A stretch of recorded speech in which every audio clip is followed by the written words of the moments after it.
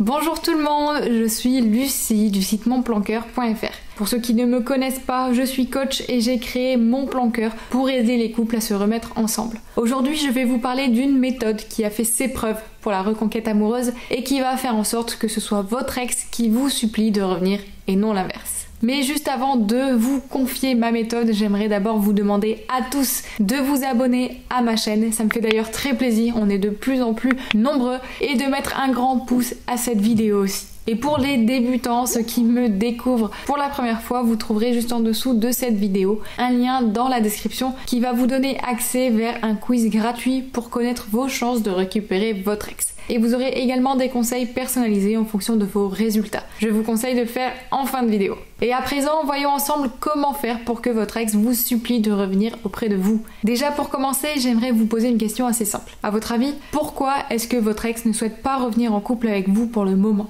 Je vous laisse quelques secondes. La réponse est tellement bête que la plupart du temps quand je la pose, mes coachés ne savent pas me répondre. En vérité, pour l'instant, si votre ex ne veut pas revenir auprès de vous, c'est tout simplement qu'il ou elle n'en a pas envie et se trouve plus heureux sans vous. La corrélation de cela, c'est que votre comportement actuel n'est probablement pas assez attractif, pas assez attirant pour que votre ex se dise que vous pouvez lui apporter plus encore que durant votre relation qui s'est mal terminée. En réalité, l'astuce pour inverser la tendance, elle est toute simple. Elle consiste non pas à changer votre personnalité et à devenir totalement différent, mais votre attitude et votre comportement de manière générale. Cela va passer déjà par une attitude plus confiante, plus assurée vis-à-vis de vous-même. Par exemple en faisant des exercices de visualisation ou en développant votre estime de vous. Mais cela est également passé par un changement d'attitude vis-à-vis de votre ex. Pour cela, il y a une méthode de comportement qui marche particulièrement bien, notamment si vous avez tendance à être en demande d'amour ou d'affection et donc à être acquis aux yeux de votre ex. Cette méthode, c'est la méthode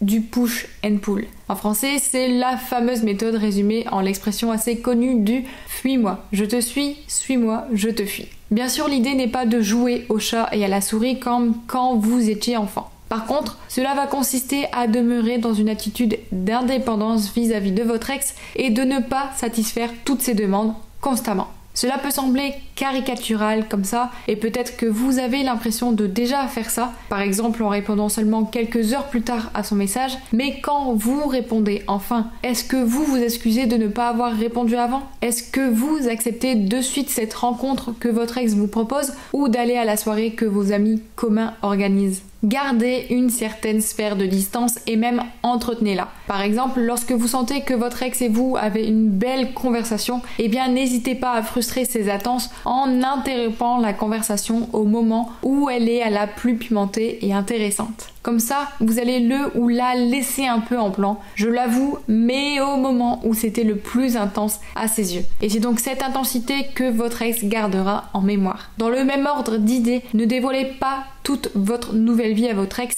et entretenez le mystère. Si votre ex vous demande ce que vous avez prévu pour la soirée, dites simplement que vous sortez, mais n'indiquez pas avec qui ni où.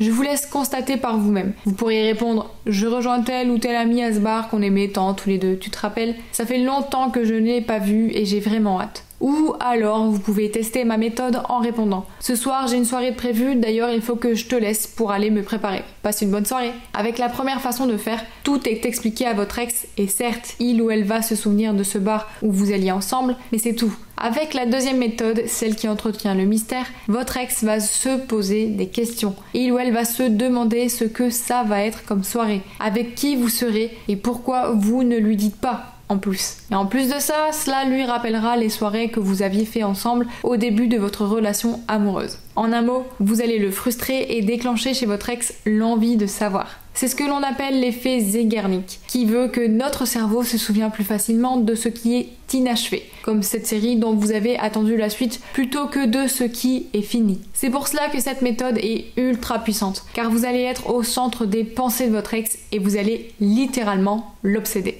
Grâce à cette méthode qui entretient le mystère, votre ex va se remettre à penser à vous comme à ce qu'il ou elle désire et veut avoir à ses côtés. Dites-moi en commentaire si vous procédez déjà comme ça et si vous allez bientôt pouvoir mettre en place cette technique. En attendant, n'oubliez pas de vous abonner pour recevoir mes prochains conseils pour votre reconquête amoureuse et à faire le quiz que vous trouvez juste ici en barre de description. Je vous dis à bientôt et d'ici là, prenez soin de vous.